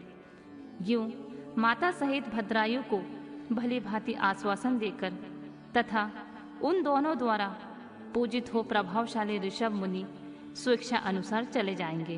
ब्राह्मण, तब राजर्षि भद्रायु भी रिपुगणों को जीतकर और कीर्ति मालिनी के साथ विवाह करके धर्म पूर्वक राज्य करेगा। मुनि, मुझ शंकर का वह ऋषभ नामक नवा अवतार ऐसा प्रभावशाली होगा, वह सत्पुरुषों की गति और दीनों के लिए बंधु सा हितकारी होगा। मैंने उसका वर्णन तुम्हें सुना दिया है। यह ऋषभ चरित्र परम पावन, महान तथा स्वर्ग, यश और आयु को देने वाला है, अतः इसे प्रयत्न पूर्वक सुनाना चाहिए।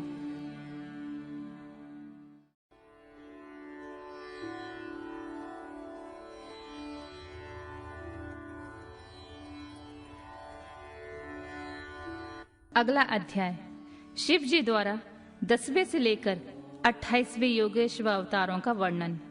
शिव जी कहते हैं, ब्राह्मण, 10वें द्वापर में त्रिधामा नाम के मुनि व्यास होंगे। वे हिमालय के रमणीय शिखर पर्वोत्तम भृगुतुंग पर निवास करेंगे। वहां भी मेरे श्रुति विदित 4 पुत्र होंगे। उनके नाम होंगे भृंग, बलबंधु, नरामित्र और तपोधन केशुशंग। 11वें द्वापर में जब निवत्र नामक व्यास होंगे, तब मैं कलयुग में गंगा द्वार में तप नाम से प्रकट होऊंगा। वहां भी मेरे लंबोदर, लंबाक्ष, केशलंब और प्रलंबक नामक 4 दृढ़वत्ती पुत्र होंगे। 12वीं चतुर्युगी के द्वापर युग में शततेजा नाम के व्यास होंगे। उस समय में द्वापर के समाप्त होने पर कलयुग में हेमकुंजक में जाकर अत्रि नाम से अवतार लूंगा और व्यास जी की सहायता के लिए निमत्री मार्ग को प्रतिष्ठित करूंगा। महामुनि, वहां भी मेरे सर्वज्ञ, समबुद्धि, साध्य और शर्व नामक 4 उत्तम योगी पुत्र होंगे। 13वें द्वापर युग में जब धर्म स्वरूप नारायण व्यास होंगे, तब मैं पर्वत श्रेष्ठ गंधमादन पर बालखिल्य आश्रम में महामुनि बलि के नाम से उत्पन्न होऊंगा। वहां भी मेरे सुदामा, कश्यप, वशिष्ठ और विरजा नामक 4 सुंदर पुत्र होंगे। 14वीं चतुर्युगी के द्वापर युग में जब रक्ष नामक व्यास होंगे, उस समय में अंगिरा के वंश में गौतम नाम से उत्पन्न होऊंगा। उस कलयुग में भी अत्रि, वशद, श्रवण और श्रवष्टक मेरे पुत्र होंगे। 15वें द्वापर में जब त्रियारूढ़ी व्यास होंगे, उस समय में हिमालय के पृष्ठभाग में स्थित वेदशीर्ष नामक पर्वत पर सरस्वती के उत्तर तट का आश्रय ले वेदशिरा नाम से अवतार ग्रहण करूंगा। उस समय महापराक्रमी वेदसिर ही मेरा अस्त्र होगा। वहां भी मेरे 4 पराक्रमी पुत्र होंगे। उनके नाम कुणी, कुणिबाहु, कुशरीर और कुनेत्रक। 16वें द्वापर युग में जब व्यास का नाम देव होगा, तब मैं योग प्रदान करने के लिए परम पुण्यमय गौकर्ण वन में गौकर्ण नाम से प्रकट होऊंगा। वहां भी मेरे कश्यप, उष्णा, चौयवन और बृहस्पति नामक 4 पुत्र होंगे। वे जल के समान निर्मल और योगी होंगे तथा उसी मार्ग के आश्रय से लेकर शिवलोक को प्राप्त हो जाएंगे। 17वें चतुर्युगी के द्वापर युग में देव कृतंजय व्यास होंगे। उस समय मैं हिमालय के अत्यंत ऊंचे एवं रमणीय शिखर महालय पर्वत पर गुहावासी नाम से अवतार धारण करूंगा, क्योंकि हिमालय शिव क्षेत्र कहलाता है। वहीं उतथ्य, वामदेव, महायोग और महाबल नाम के मेरे भी पुत्र होंगे। 18वीं चतुर्युगी के द्वापर युग में जब मृत्युंजय व्यास होंगे, तब मैं हिमालय के उस सुंदर शिखर पर, जिसका नाम शिखंडी पर्वत है और जहां महान पुण्यमय सिद्ध क्षेत्र है तथा सिद्धों द्वारा सेवित शिखंडी वन भी है, शिखंडी नाम से उत्पन्न होऊंगा। वहां भी वाचाश्रवा, रुचिक, श्यावास और यतीश्वर नामक मेरे 4 तपस्वी पुत्र होंगे। 19वें द्वापर में महामुनि भरद्वाज व्यास होंगे। उस समय भी मैं हिमालय के शिखर पर माली नाम से उत्पन्न होऊंगा और मेरे सिर पर लंबी लंबी जटाएं होंगी। वहां भी मेरे सागर के से गंभीर स्वभाव वाले हिरण्यामा, कौशल्य, लोकाक्षी और प्रधिमी नामक पुत्र होंगे। 20वीं चतुर्युगी के द्वापर में होने वाले व्यास का नाम गौतम होगा। तब मैं भी हिमवान के पृष्ठभाग में स्थित पर्वत श्रेष्ठ अट्टाहास पर, जो सदा देवता, मनुष्य और यक्षेंद्र, सिद्ध और चारणों द्वारा अधिष्ठित रहता है, अट्टाहास नाम से अवतार धारण करूंगा। उस युग के मनुष्य अट्टाहास के प्रेमी होंगे। उस समय भी मेरे उत्तम योग संपन्न 4 पुत्र होंगे। उनके नाम हैं सुमंत, वरवरी, विद्वान कवंध और कुडीव गंधन। 21वें द्वापर युग में जब वाचाश्रवा नाम के व्यास होंगे, तब मैं दारुण नाम से प्रकट होऊंगा, इसलिए उस शुभ स्थान का नाम दारुवन पड़ जाएगा। वहां भी मेरे प्लक्ष, दरवायणी, केतुमान और गौतम नाम से 4 परम योगी पुत्र उत्पन्न होंगे।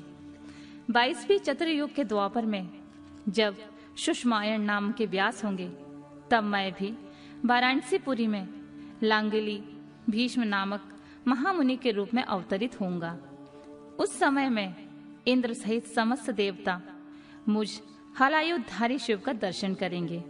उस अवतार में भी मेरे भल्लभी, मधु, पिंग और श्वेत केतु नामक 4 परम धार्मिक पुत्र होंगे। 23वीं चतुर्युगी में जब तृणबिंदु मुनि व्यास होंगे, तब मैं सुंदर कालिंजर गिरी पर श्वेत नाम से प्रकट होऊंगा। वहां भी मेरे उशिक, बृहदश्रव, देवल और कवि नाम से 4 तपस्वी पुत्र होंगे। 24वीं चतुर्युगी में जब ऐश्वर्यशाली यक्ष व्यास होंगे, तब उस समय में मैं नैमिष क्षेत्र में शूली नामक महायोगी होकर उत्पन्न होऊंगा। उस युग में भी मेरे 4 तपस्वी शिष्य होंगे। उनके नाम होंगे शालिहोत्र, अग्निवेश, युवनाश्राव और शरदसु। 25वें द्वापर युग में जब व्यास शक्ति नाम से प्रसिद्ध होंगे, तब मैं भी प्रभावशाली एवं दंडधारी महायोगी के रूप में प्रकट होऊंगा। मेरा नाम मुंडेश्वर होगा। उस अवतार में भी छगल, कुंडकर्ण, कुम्हांड और प्रवाहक मेरे तपस्वी शिष्य होंगे।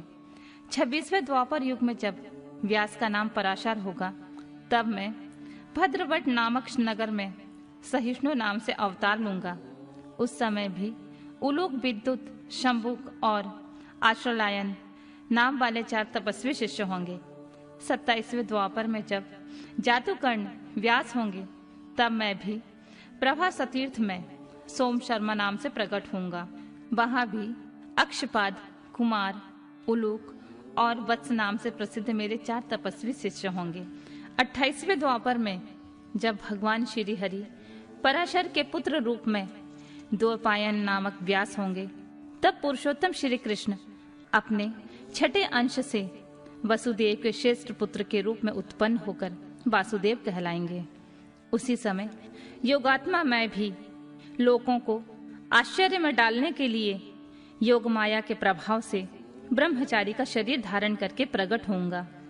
फिर शमशान भूमि में मृतक रूप से पड़े हुए अविच्छिन्न शरीर को देखकर मैं ब्राह्मणों के हित साधन के लिए योग माया के आश्रय से उसमें घुस जाऊंगा और फिर तुम्हारे तथा विष्णु के साथ मेरुगिर की पुण्यमयी दिव्य गुहा में प्रवेश करूंगा।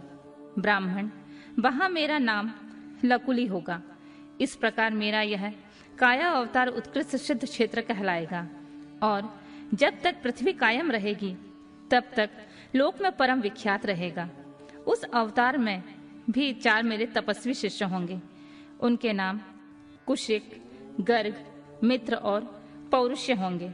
वे वेदों के पारगामी ऊर्ध्वरेता ब्राह्मण योगी होंगे और महेश्वर योग को प्राप्त करके शिवलोक को चले जाएंगे।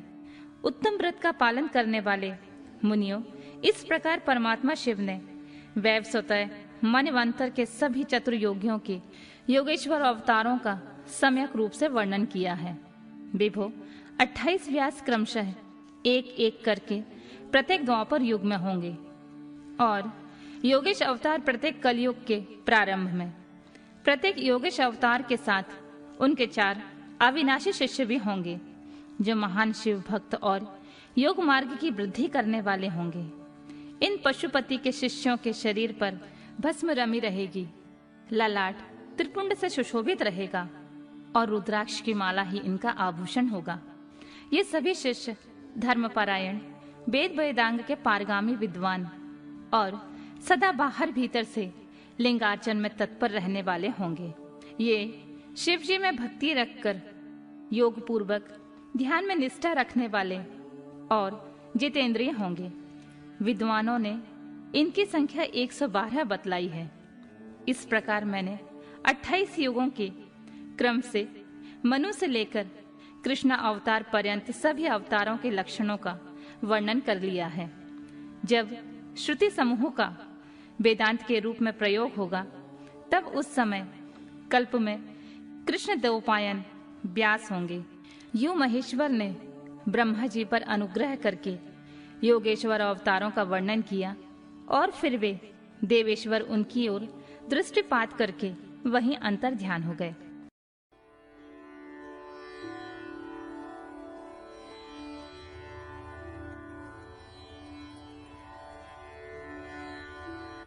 नंदीश्वर अवतार का वर्णन।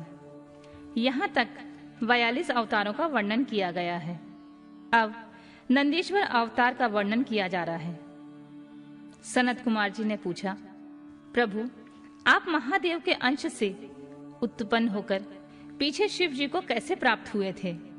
यह सारा वृतांत मैं सुनना चाहता हूँ, उसका वर्णन करने की कृपा करें। नंदीश्वर बोले, सर्वज्ञ सनत कुमार जी, मैं जिस प्रकार महादेव के अंश से जन्म लेकर शिव को प्राप्त हुआ, उस प्रसंग का वर्णन करता हूँ। तुम सावधानी पूर्वक श्रवण करो। शिलाद नामक एक धर्मात्मा मुनि थे।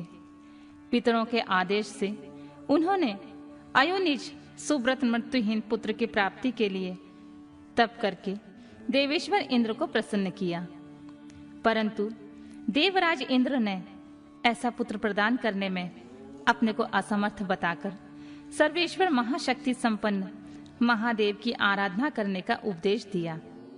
तब शिलाद भगवान महादेव को प्रसन्न करने के लिए तप करने लगे। उनके तप से प्रसन्न होकर महादेव वहां पधारे और महासमाधि मग्न शिलाद को थपथपाकर जगाया। तब शिलाद ने शिव का स्तवन किया और भगवान शिव के उन्हें वर देने को प्रस्तुत होने पर उनसे कहा, प्रभु, मैं आपके ही समान मृत्युहीन अयोनिज पुत्र चाहता हूँ।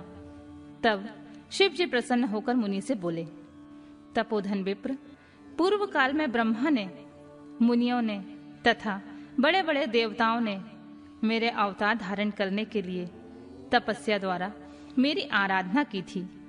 इसलिए मुने, यद्यपि मैं सारे जगत का पिता हूँ, फिर भी तुम मेरे पिता बनोगे और मैं तुम्हारा अयोनिज पुत्र होऊंगा तथा मेरा नाम होगा नंदी। नंदीश्वर कहते हैं, मुने, यूं कहकर कृपालु शंकर ने अपने चरणों में प्रणिपात करके सामने खड़े हुए शिलाद मुनि की ओर कृपा दृष्टि से देखा और उन्हें ऐसे आदेश दे वे तुरंत ही उमा सहित वहां से अंतर्ध्यान हो गए। महादेव जी के चले जाने के पश्चात महामुनि शिलाद ने अपने आश्रम में आकर ऋषियों से यह सारा वृतांत कह सुनाया। कुछ समय बीत जाने के बाद जब यज्ञ बेताओं में श्रेष्ठ मेरे पिताजी यज्ञ करने के लिए यज्ञ क्षेत्र को जोत रहे थे, उसी समय मैं शंभु की आज्ञा से यज्ञ के पूर्व भाग ही उनके शरीर से उत्पन्न हो गया। उस समय मेरे शरीर की प्रभा युगांतकालीन अग्नि के समान थी। तब सारी दिशाओं में प्रसन्नता छा गई और शिलाद मुनि की भी बड़ी प्रशंसा हुई। उधर शिलाद ने जब मुझे बालक को प्रलयकालीन सूर्य और अग्नि के सादृश प्रभावशाली त्रिनेत्र, चतुर्भुज, प्रकाशमान, जटा मुकुटधारी, त्रिशूल आदि आयुधों से युक्त सर्वदा रुद्र रूप में देखा, तब मैं महान आनंद में निमग्न हो गए और मुझ प्रणव को नमस्कार करके कहने लगे। शिलाद बोले, सुरेश्वर, चूंकि तुमने नंदी नाम से प्रकट होकर मुझे आनंदित किया है, इसलिए मैं तुम आनंदमय जगदीश्वर को नमस्कार करता हूँ। नंदीश्वर जी कहते हैं, मुने, तदनंतर जैसे निर्धन को निधि प्राप्त हो जाने से प्रसन्नता होती है, उसी प्रकार मेरी प्राप्ति से हर्षित होकर पिताजी ने महेश्वर की भली भांति वंदना की और फिर मुझे लेकर वे शीघ्र ही अपने पर्णशाला को चल दिए। महामुने, जब मैं शिलाद की कुटिया में पहुंच गया, तब मैंने अपने उस रूप का परित्याग करके मनुष्य रूप धारण कर लिया। तदनंतर शालकायन नंदन पुत्र वत्सल शिलाद ने मेरे जात कर्म आदि सभी संस्कार संपन्न किए। फिर 5वें वर्ष में पिताजी ने मुझे शांगोपांग संपूर्ण वेदों का तथा अन्य शास्त्रों का भी अध्ययन कराया। 7वां वर्ष पूरा होने पर शिव जी की आज्ञा से मित्र और वरुण नाम के मुनि मुझे देखने के लिए पिताजी के आश्रम पर पधारे। शिलाद मुनि ने उनकी पूरी आभा भगत की। जब वे दोनों महात्मा मुनीश्वर आनंद पूर्वक आसन पर विराज गए, तब मेरी ओर बारंबार निहार कर बोले। मित्र और वरुण ने कहा, तात शिलाद, यद्यपि तुम्हारा पुत्र नंदी संपूर्ण शास्त्रों के अर्थों का पारगामी विद्वान है, तथापि इसकी आयु बहुत थोड़ी है। हमने बहुत तरह से विचार करके देखा है, परंतु इसकी आयु 1 वर्ष से अधिक नहीं दिखती। उन विप्रवरों के यूं कहने पर पुत्र वत्सल शिलाद नंदी को छाती से लगाकर दुखार्त होकर फूट फूट कर रोने लगे। तब पिता और पितामह को मृतक की भांति भूमि पर पड़ा हुआ देख नंदी शिव जी की चरण कमलों का स्मरण करके प्रसन्नता पूर्वक पूछने लगा, पिताजी, आपको कौन सा ऐसा दुख आ पड़ा है जिसके कारण आपका शरीर कांप रहा है और आप रो रहे हैं? आपको वह दुख कहां से प्राप्त हुआ है? मैं इसे ठीक ठाक जानना चाहता हूं। पिताजी ने कहा, बेटा, तुम्हारे अल्पायु के दुख से मैं अत्यंत दुखी हो रहा हूं। तुम ही बताओ, मेरे इस कष्ट को कौन दूर कर सकता है? मैं उसकी शरण को ग्रहण करूं। पुत्र बोला, पिताजी, मैं आपके सामने शपथ करता हूं और यह बिल्कुल सत्य बात कह रहा हूं कि चाहे देवता, दानव, यम, काल तथा अन्य प्राणी ये सब के सब मिलकर मुझे मारना चाहे तो भी मेरी बाल्यकाल में मृत्यु नहीं होगी। अतः आप दुखी मत हो। पिताजी ने पूछा, मेरे प्यारे लाल, तुमने ऐसा कौन सा तप किया है अथवा तुम्हें ऐसा कौन सा ज्ञान, योग या ऐश्वर्य प्राप्त है जिसके बल पर तुम इस दारुण दुख को भी नष्ट कर दोगे? पुत्र ने कहा, तात, मैं ना तो तप से मृत्यु को हटाऊंगा और ना विद्या से। मैं महादेव जी के भजन से मृत्यु को जीत लूंगा। इसके अतिरिक्त अन्य कोई उपाय नहीं है। नंदीश्वर कहते हैं, मुने, यूं कहकर मैंने सिर झुकाकर पिताजी के चरणों में प्रणाम किया और फिर उनकी प्रदक्षिणा करके उत्तम वन की राह ली।